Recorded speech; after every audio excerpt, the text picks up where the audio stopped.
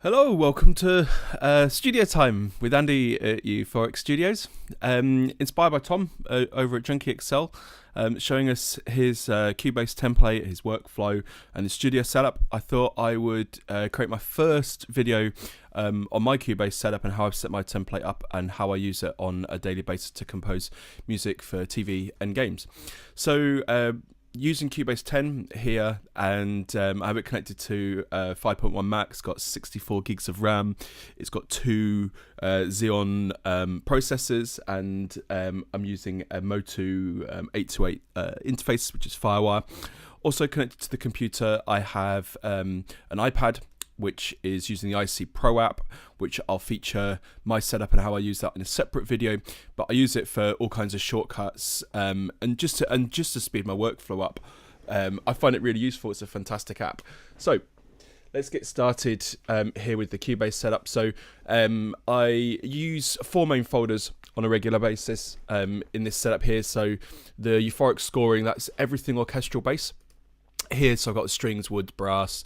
I've got some mixed ensembles, percussive instruments, and harps. The instruments is anything that's non-orchestral. I've got keyboards in here, got some drum kits, bass guitars, and I've got my synths and also the VST instruments in here, and also some effects as well. Audio inputs, I have this set to my guitar inputs, which are on the front of the sound card, and I use Guitar Rig and also the amp rack that comes in Cubase. I find having these set up just speeds things up. It means I'm not faffing around with setting up the interface, the inputs and outputs, creating icons and those kinds of things. It's here, it's ready to go, and I can just plug and play. Got some microphone inputs and some line inputs, and then I've just got 40 audio channels reserved here with icons. So if I do want to bring in a particular sample that I've used or some inspiration track or anything along those lines, I can drop it straight in and it's ready to go. So let's have a look at the orchestral section here. So I've broken the strings down into the violins, violas, cellos, the basses, and then I've got some ensembles on this section here. I tend to use the ensembles for ideas writing and kind of sketching out a kind of a mood for whatever it is that I'm working on, and then I'll translate the individual parts back into the relevant instruments with the above folders. One of the things that I do have set up on my Cubase template, which is really just to save processing power on the computer, is whilst I've set everything up and I've got a channel and a track for every instrument that I use, I actually have them all disabled purely because I don't have massive VST racks, and doing it this way, for me, it saves a lot on processing power, but it also means that I can have the template fully set up, and it just works for me and my workflow. It just works fantastically. So let's expand all these folders here. It takes a few seconds to expand it. There's about 1100 different channels here that I'm using, so let this expand. So let's jump in here, let's have a look at the violins and the instruments that I'm using, how I've got it set up and why I've got it set up this way. So I use a lot of the Spitfire libraries, the cinematic libraries, the 8DO libraries, and East-West libraries, and I have everything set up in its own track. And then I use key switches to flick between, say, the pizzicato, the tremolo, the longs, those kinds of things. So just enable the track using a quick fire button on my iPad that's in front of me. There's a few other buttons in here that I use. Again, I'll feature this and how I use it and why I've set things up this way. But for me and my workflow, it's a really easy way of working. And instantly hit enable button, instruments are ready to go. And then if I want to edit the instrument here, hit the button and it brings up the window, and I can change some of the settings if there's anything that I want to change. I can go into any of the options here, and then I can close it. It's a really quick way of working. For me, working this way just saves a massive amount on processing power, but it also enables me to keep my projects organized and running really smoothly. Really love the Spitfire symphonic strings libraries. I've got first violins and second violins. I've got the cinematic strings. I really like this library. It's really bold library for me. It's really clear, and I love using this one.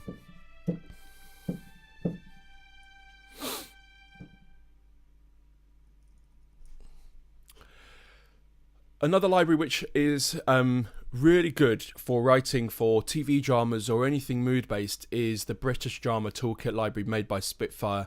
The Spitfire library, this particular library actually is one of the only instrument patches that I have that's polyphonic, in that I can play multiple notes at the same time. It's very texture based, has a lot of round robins, and you can hold notes for an enormous volume of time. It's kind of never ending, but it's fantastic for coming up with ideas.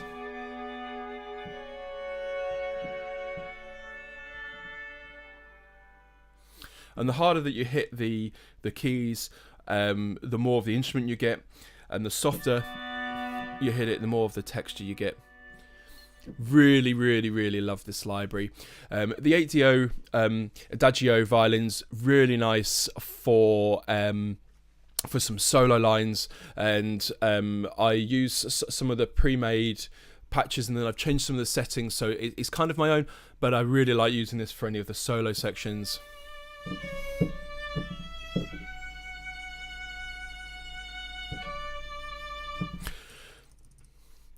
Really like using this library. It's a fantastic library to be using. And then each of the libraries that have some effects or some textures or anything along those lines, I tend to put in the effects section. At the moment, the ones that I have loaded in here that I use are the Spitfire Lab sections. These just create some really nice textures, particularly the harmonic violin. It's a library that I really like to kind of use. It's got some really odd textures.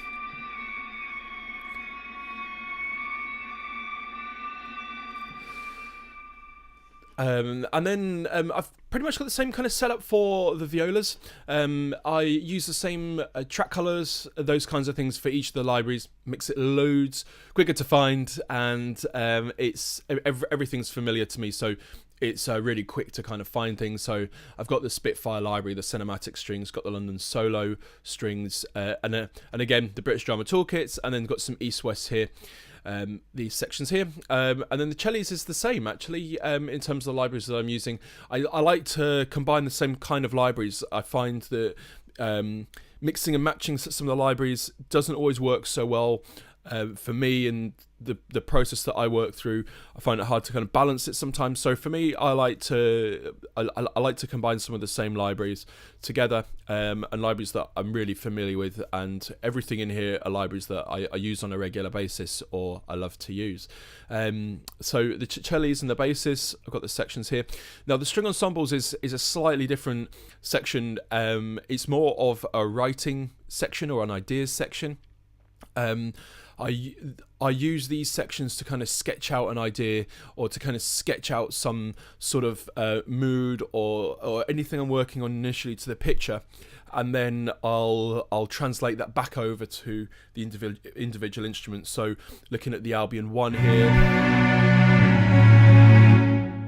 really nice library to be using. It's really thick, it's really strong. It's one of the classics and the go-to libraries for I think most people in the music composition industry. The woodwinds I have broken down again into similar libraries. I've got the Spitfire Woods, the British Drama Toolkit. I've got the 8DO Clare solos, and then I've got some Cine-winds here, and then the East-West orchestra woodwinds. So East-Wests are the only libraries that I break down a few of the expressive elements within the tracks, and have a separate track for each one of those. It's just easier to have it this way rather than faffing around in Play. I don't really like using Play all that much. I think Contact's a much better facility to use to work with your libraries, and so for that reason I have a separate track for everything that I like to use, and it's just much easier for me having it this way. So yeah, we're working through some of these instruments that I've got. Again, I've got the Spitfires, the Cine-winds, I've got clarinets broken down here, and then it goes all the way down through whistles, some pipes, and then into the brass section here. Got the horns from the Spitfire brass, really nice library to be using. Really clear, it's fantastic library. The Albion 2 is a really, really nice library to be using. The whole Spitfire range is just fantastic. really clear, really nice library to be using. And then going all the way down, I've broken everything down into its own folders. Even if I'm using one instrument for each of them, it's just really easy to kind of work this way for me. And just actually to mention, on each of the folders I have a group track set up, and I'll show you how that works in the next video on the mix template. But I have a instruments set up for a whole bus for the instruments set up, so I can see all the instruments that I'm using currently, and then I have that set to a master bus with all of the folders listed, so I can see anything, and if there's any reverbs or any holistic effects that I need to add, I'll do it on the main channels here that I have listed. So each one of these folders has their own little has their own mix channel. And then later on I'll show you how I've set that up to stems as well. So this is how I've set the brass up. So here, the mixed ensemble section, again, it's really for ideas writing, with the exception of the British Drama Toolkit. These libraries are really nice, the way that they've built them and put them together. So I do incorporate a few of these sections into my compositions, but for the Albion 1 libraries here, I tend to use them purely for sketching out ideas, and then I transpose the ideas above. So the Spitfire British Drama Toolkit, really like this library. It's just got some great textures in it.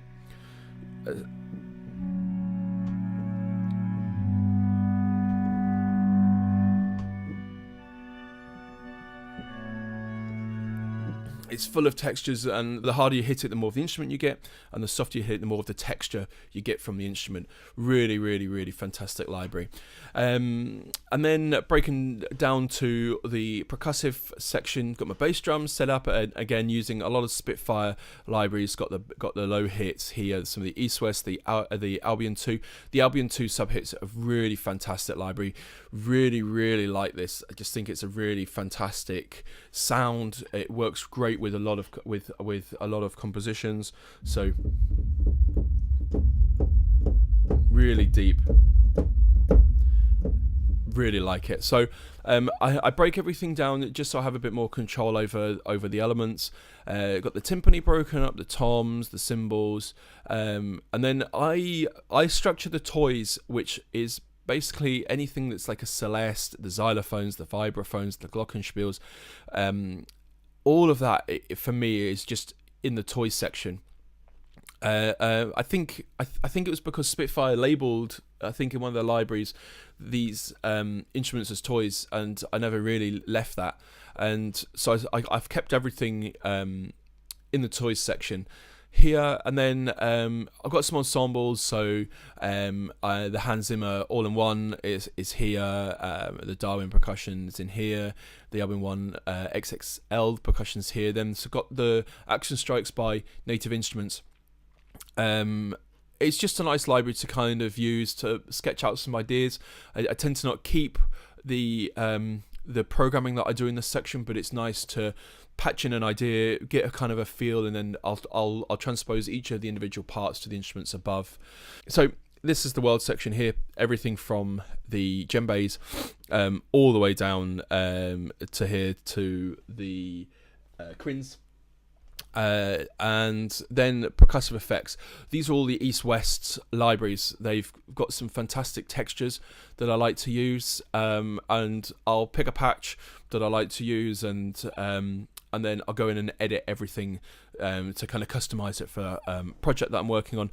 And then in this next section here, got harps. I use a couple of choir libraries. I've got some cine sample libraries. I found a Voice of Elves library for cheap online, so I thought I'd give it a go, and I really like to use that one. And then the East-West Voice of Passion and some choirs, and then the Spitfire choirs along. Although it's not really a choir for me, it's more of a texture. Next section is the instruments. So this is everything that's not orchestral based. So pianos here. Love the 8DOs. I would say that the 1928 and the 1969 Legacies, they're my two favourite pianos to use. They've just got a fantastic sound to them. Really, really, really love to use these pianos, and I just think they're really nice in their sound, really nice and warm. For quite a few of the other libraries, I tend to do some anginas with them, and I like a warm and nutty kind of sound to the pianos. So I tend to take all the top end off, and the 8DR libraries just kind of fit my palette perfectly. The Grand I use for sketching out some ideas, and then I've got some Hallions set up. I tend to not use these all that much, but I thought I'd put them in there. I use them from time to time. And then the East-West libraries in here, I really don't use all that much, to be honest. I tend to stick to sort of maybe the top section here, so the 8DOs, and then the Berlin, the New York, the Viennas, and the Maverick's quite a nice piano to use as well. Electric pianos, got a section here for electric pianos, some fantastic organs here, which I use from time to time, harpsichords, and then just piano effects. This is anything that's kind of a noise from a piano that's not really what you would kind of refer to as traditional notes and music. I've got that set up in here. And then the drum kits broken down into the different types of kits. I've got my acoustic drum kits, electronic drum kits here, bass guitars, got a lot of bass guitars. And then acoustic guitars, Spitfire Labs is an interesting one to use. I use that from time to time. Got the East-West libraries here. Really like to use them, and there's a variety of them here. And then acoustic guitars, broken down here, sitars, and then this goes all the way down to the synth section, which is probably the next important section in my template set up here. So I've got the UE Zebra, the Brazil, the Diva, the Hive. These are the best synthesizers I think anyone could use. They're so easy to use. They've got a variety of patches. I will put together a tutorial on some of the patches that I use. And then the next one down here is the Jupiter 8. I don't have a real Jupiter, but I do have a synthesizer or software version of the Jupiter. Really nice to use. It's got a fantastically clear sound. It has some pre-made patches that I've built, and it just really is absolutely fantastic. The only criticism I think I'd have for this is it's really small on the screen, and I have to lean in quite a bit to see some of the controls. But other than that, this is just one of the best synthesizers from Arturia. Absolutely fantastic. Got some synth pads. I tend to not use these, to be honest. These again just tend to be for ideas sketching, and then what I'll do is then I'll build my own synth using one of the UEs or one of the ones that I've got here, like the FM8 or something along those lines. And then this goes all the way down to some bass synths, some soundscapes. The East-West have some interesting soundscapes in the Goliath library, so I have them in there. I got the sub synths, and then the VST instruments. These are I'd probably say the scale is a really, really good one here for sketching out some melody ideas or some chord ideas, or finding some interesting inversions of chords or anything along those lines. It's really, really good. I'm not the best piano player in the world, so this is really helpful when you're mapping out an idea, or you want to find some interesting chord for a part. And then the effects channels, these are all textures based. The Albion 2 range, I would say, is probably my favourite kind of effects that I like to put onto tracks. They're just really good. I use a lot of them, and I've used a majority of these on projects, so I have a separate track for these. I just think that they're really, really nice to use. Interesting sounds. So some of these are sort of tension builders, but they really create a nice atmosphere to the tracks that I have here. And then the last section, which I'll go through, is the audio inputs. So I play guitar, and one of the things that is a big faff for me is having to plug in inputs, set your software up, and it just takes you out of the creative process. So I have 3 inputs preset for each of the front inputs on my sound card, again, which is the Motu 828 Mark III, and these are preset with the guitar rigs and also the amp rack that's within Cubase. So I just hit the channel go, I plug in, and then I can pick some of the effects I want, and I'm away to go. And I'm not having to set inputs and outputs and set track icons for the mixer and do anything along those lines. It's really quick doing it this way.